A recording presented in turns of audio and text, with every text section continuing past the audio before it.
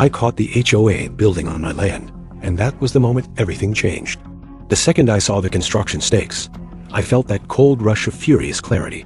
My deed had been in my safe for years, untouched, because I never imagined I'd need to defend what was already mine.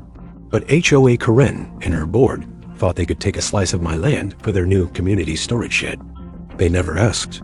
They never checked boundaries. They just assumed my property was theirs to carve up. The setup began quietly.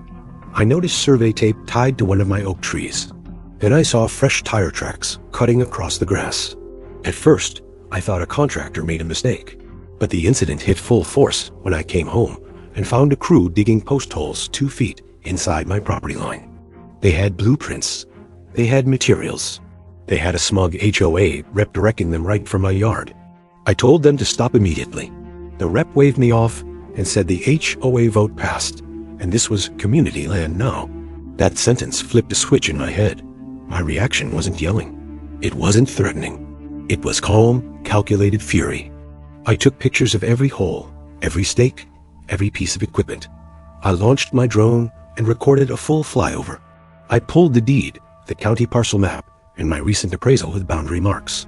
Then I called a lawyer who specialized in property disputes.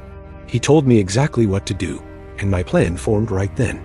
Step 1, document the trespass. Step 2, send a cease and desist.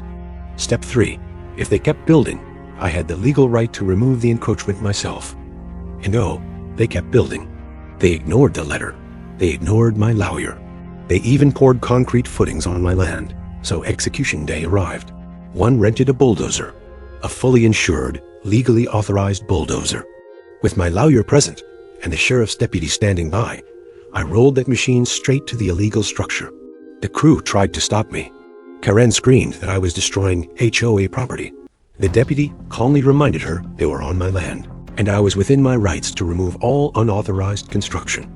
I lowered the blade and pushed every post, every footing, every illegally placed board back onto HOA property like I was sweeping crumbs off a counter. The consequences hit the HOA hard. My lawyer filed for damages, land restoration costs, legal fees, and compensation for unauthorized use of my property. The drone footage and boundary documents made it an open and shut case. The HOA's insurance settled, 6 figures, paid directly to me. But the payoff wasn't just the money. It was watching the HOA tear down the rest of their project and install a brand new fence clearly marking my boundary paid for out of their budget. Karen hasn't stepped within 10 feet of my line since. If you love HOA justice stories, like the video and subscribe.